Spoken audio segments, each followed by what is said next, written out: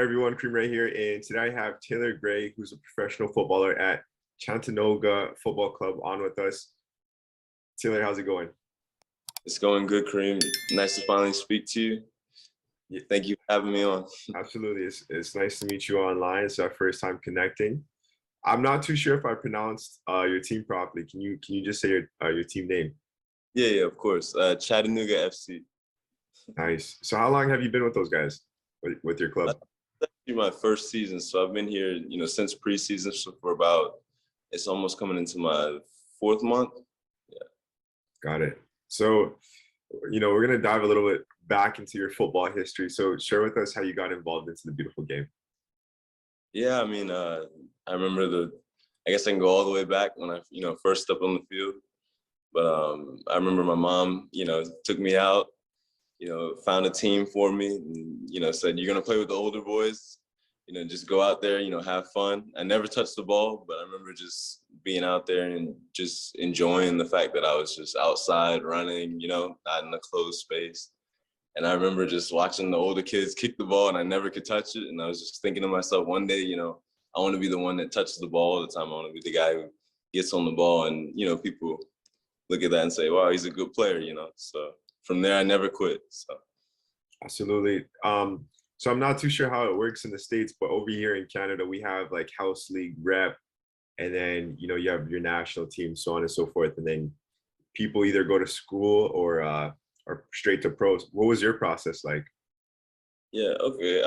For me, it was a bit of a tough process because in the United States, we're still kind of, when it comes to our US soccer system, we're still building. So a lot of it is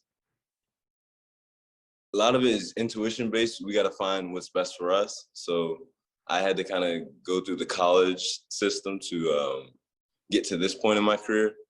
I think I played with the youth academy for DC United for about 2 to 3 years, and on and off training with them and stuff. And then I just decided, let me go to college and see if I can make it to the pro level through that. So. Got it. What college did you go to? I went to 2 colleges.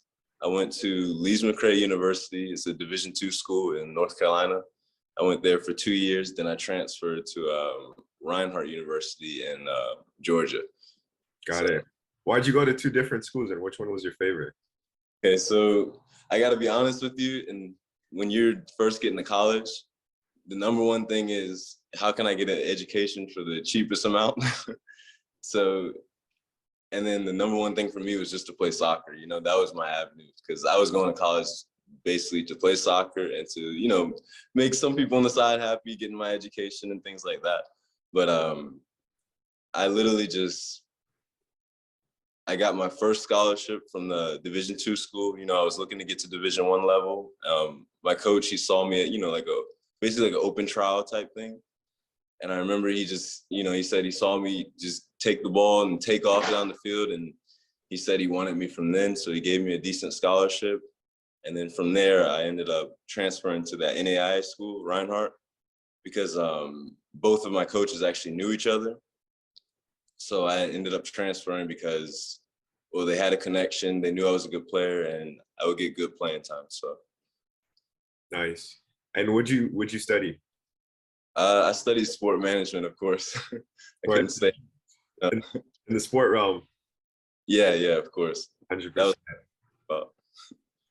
So you mentioned you recently just signed with the club that you're with now. How did it feel to sign your first pro contract? Yeah, for me, it was like I was in a position where all I cared about was football. And at the end of the day, in America, not a lot of guys really can say that they're going to play at a high level as an adult, So when I came out of college, I can't tell you how excited I was just to get on the field and just compete with professionals. But Chattanooga FC was actually the first team that I think kind of gave me that professional setup, and really took care of me. So I'll tell you this, I'm like completely ecstatic to be here with these fans. They travel to see us in away games. Home games are always out, thousands every game. So, it's a blessing. I can't really, words can't explain the, opportunity for me. That's amazing. Yeah. And you mentioned right out of college, you signed right away. That's not always the case for players, right? So that's an amazing accomplishment for you, and congratulations on your new signing.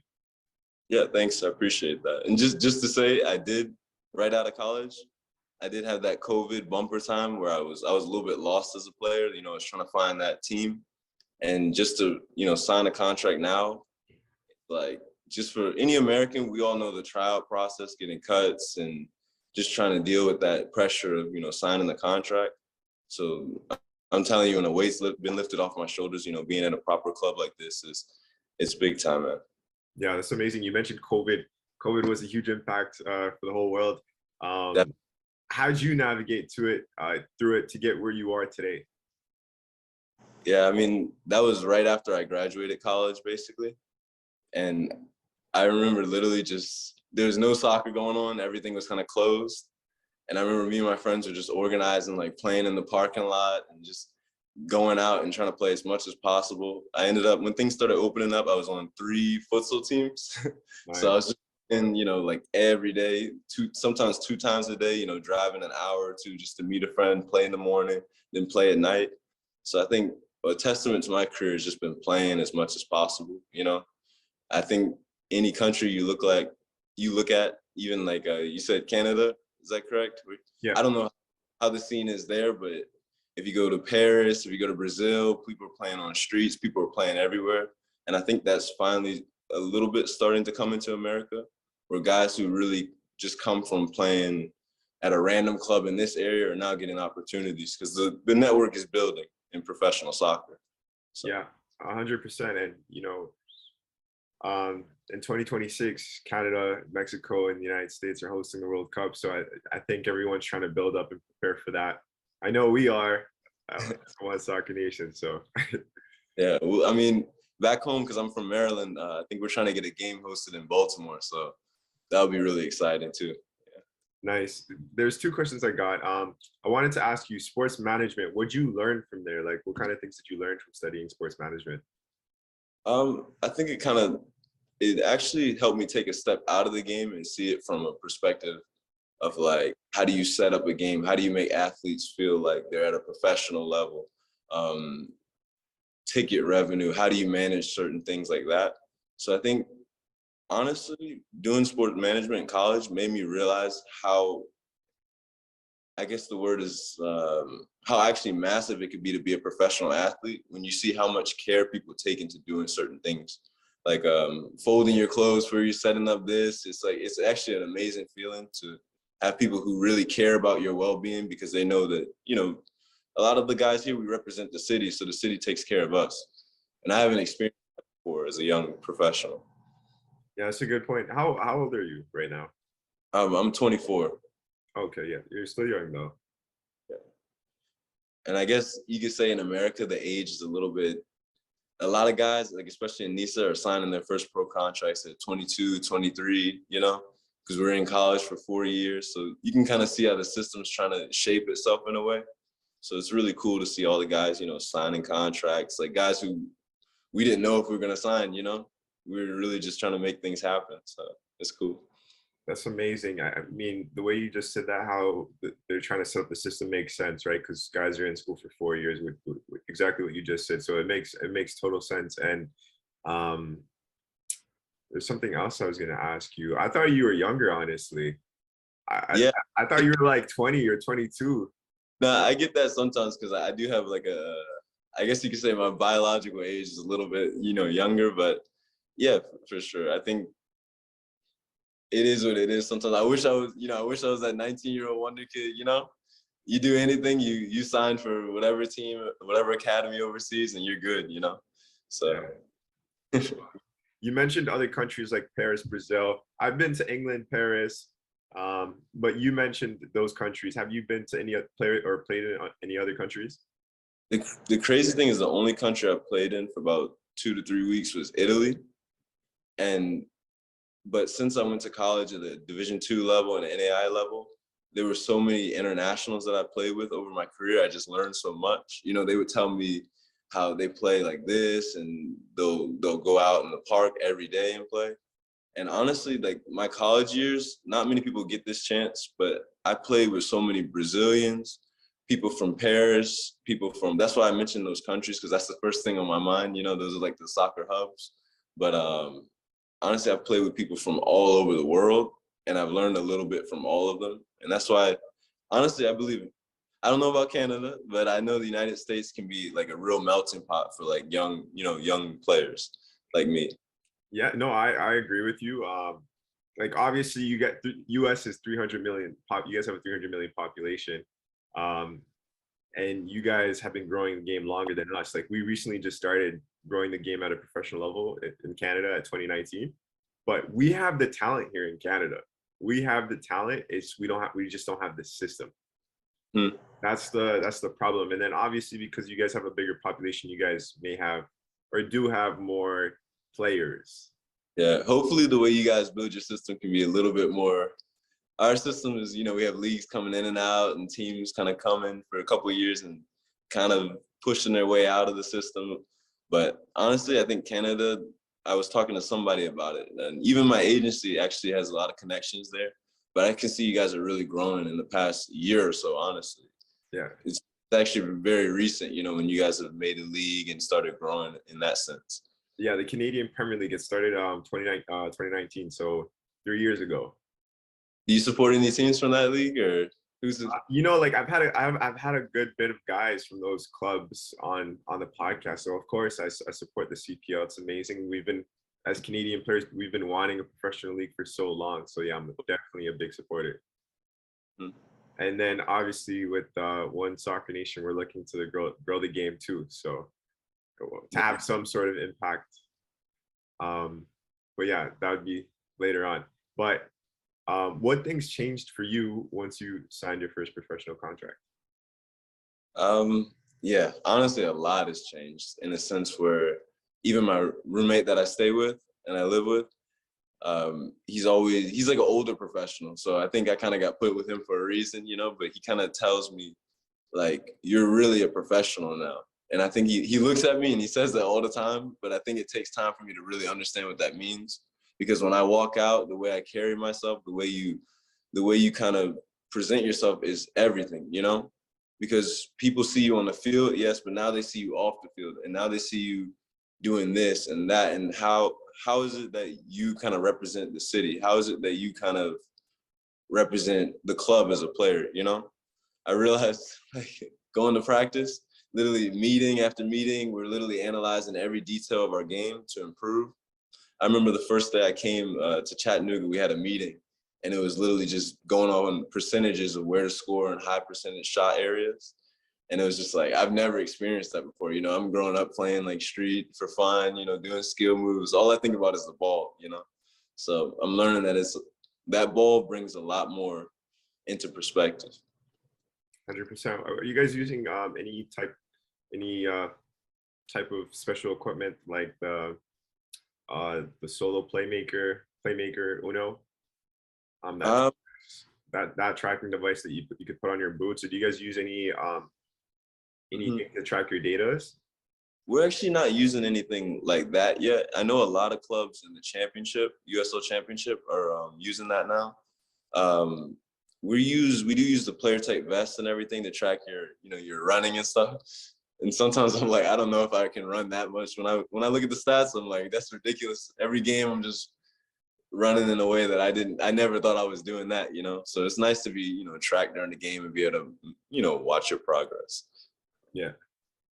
It's interesting, right? Even at a lower level, it's not the MLS level right now. So for lower level teams to be doing that, it's pretty amazing. Yeah, it's only going to grow too, right? Exactly. What are 3 tips you can share with the viewers that want to go pro? I guess the first tip, this is my number one, just because I grew up, playing with Caribbean, African players. Like all we do is just play and express yourself, and then learn what type of player you are. Because a lot of people, they play and they have so many coaches tell them this and that. You got to know who you are when you step on the field if you want to be a professional. You got to really have an identity to your game. So that's one tip I would give. I think that's, for me, that's the most important. But the second tip would be just treat yourself as a professional, even if you haven't signed your contract.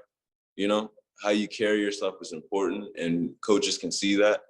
A lot of times, you know, people go to trials and they're like, I was the best player at the trial, but they didn't really carry themselves in the way of a professional. So. Nice, good point. You mentioned you had an agency. How did you come across the agency? Did you go to them or did they come to you? Yeah, actually I got in contact with them, you know, over through social media, and I kind of decided just to carry things further and say, hey, you know, this is where I'm at as in my career. You know, this is where I would like to be. And the agency is actually M7 Sports, but they actually have connections in Canada and Brazil. But I have a thing, you know, I love Brazil. You know, I love the national team. I love the way they play. You know, their style. So that agency for me, you know, they understand that and the type of player I am.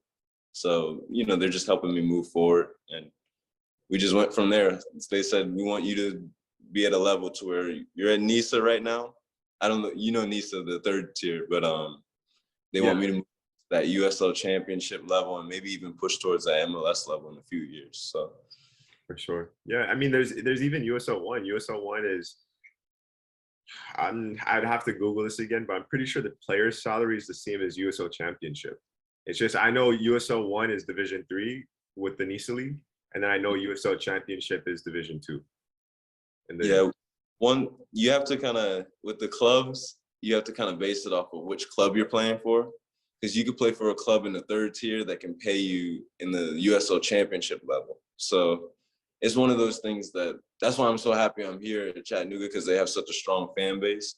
But it's good for, you know, players who are trying to sign their first pro contract to know that, like, the club is the most important. The league is good for, like, you know, I played in the championship, or I know I played in MLS. But having a club that really takes care of you is extremely important. that makes sense. That's a good point. Yeah. So you're saying having that support from the fans, the ticket sales, jersey Yeah, sales, so on and so forth, those type of things go into play. you can treat yourself as a pro. You know, you can really, because there's some teams, honestly, that they have a lot of money, but they might not have a lot of fans. And some players may play because they want, you know, they want to go to a game and play against 5,000 fans. You know, so. Yeah, that makes sense. That's a good point. And then, you know, diving into on the field things, you know, you're playing around, you have thousands and thousands of fans watching you guys play. How's that atmosphere switch been between, you know, the college level, right? So, you know, that type of amount of fans, maybe around the hundreds compared to the thousands now. How does that play out for you guys? Or for you? Yeah. For me, I love it. It's like I'm in the game and I just want to entertain. You know, that's the type of player I am. You know, I want to dribble, I want to drive at people, I want to do skills. And then when you hear 1,000 people, you know, even when I scored against the USL Championship team the other day, and that was my first goal in the US Open Cup. And literally all the fans started singing my name. And that's the type of thing that I literally, like, I dreamed about when I was younger, you know? That's the type of thing, like, I was literally, like, in my room, just in my own head, you know, I was hearing Taylor Gray, you know, and I score a goal, and then they're all, like, yelling. And so that moment was actually, like, really emotional for me to, you know, score my first goal for the club at home. So That must have been crazy. Like that, mm, the amount of energy that probably went into that, and that feeling must have been like amazing. yeah, these fans supported this club not just this year; they've supported it every year. You know, they've come to at each game. You know, it's a story for them. You know, they're watching the club's entire story. How long has the club? When did the club start out? Do you know what? Um, I think it was 2009.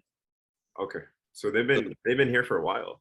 yeah, for an American club, that's a long time, definitely. To be there for a decade means that you're going to be there for a long time. Oh yeah, for sure. And they've built up the fan base and everything. This is probably one of the most professional clubs in the NISA League. Yeah, I think anybody who knows about Chattanooga in the area, they know that Chattanooga is a very professional club. The way they're run, you know, from top to bottom. I'm gonna check. I've seen their website before. I'm gonna go check it out again and their Instagram just to like look through everything again. Yeah, Um, definitely. what position do you play? I'm a attacking midfielder, a 10, or a winger. Got it. And what, like, you know, young players are looking up to you. So what advice would you give? What are 3 things that you'd share with them to become a better player in those positions? For my position, I would just say, play on any surface. I grew up playing futsal, playing on the beach, juggling, trying to do tricks, playing on grass, turf fields. Just play on any type of surface and just learn how to play with the ball in different conditions, because that would just make you a special player. Any player that we look at, Neymar, Messi, all those guys, they grew up playing in an environment that wasn't near to what they are now, So now that, like, even the other day we played against Atlanta United in MLS. And I mean, when I say the grass was like immaculate, I would pass the ball and it would just slide across the ground. And in my career, I've never seen that before. And my friends were joking with me. They said you went from playing at the Reinhardt turf fields to playing at, on a field that's like literally perfect. Like I didn't even think it was like possible to play on a field so good, Yeah, I know it's I've had similar experiences to that, and it's an amazing feeling. And just to, you mentioned it too with like sports management, learning the details that go into it. It's kind of like the same thing with the grass, like the amount of time that they spend into that. Exactly. It's the science. Yeah, for sure. Leading towards the end here, it's 10 fun questions. So Taylor, you gotta answer them pretty fast. Gotcha. Favorite team? Arsenal, of course. Favorite player? Neymar. Favorite cleats? Oof, I've been switching up a few times, but I'll say Nike Mercurial Vapor. Favorite food? Salmon. Favorite artist musically? Oof, that's a tough one. I listen to so much music. Let's say Kendrick Lamar. Messi or Ronaldo? Can't answer that one. Can't compare the GOATs. You got to. You got to keep going. I'll say Messi is more my style, the type of player. All right, let's say me and you, we're gonna go play FIFA, and we're like, yo, I'll bet. We're like, yo, we're betting 5K, for example. Who's your go-to FIFA team? PSG for sure. Number 1 team. Yeah. 2 goals in a game or 1 goal and 1 assist? Ooh. 2 goals. 2 goals. Let's say you're going straight for the 2 goals. Let's say your team is tied 2-2. Would you rather score a free kick game winner or a PK? Free kick definitely, because it's harder. But a PK would be a good send-off. But I would say free kick. Free kick. And the last one, if you were a coach and you were able to sub in any player in history, dead or alive, who would it be? You said sub in any player? Any player to win you the game, who would it be?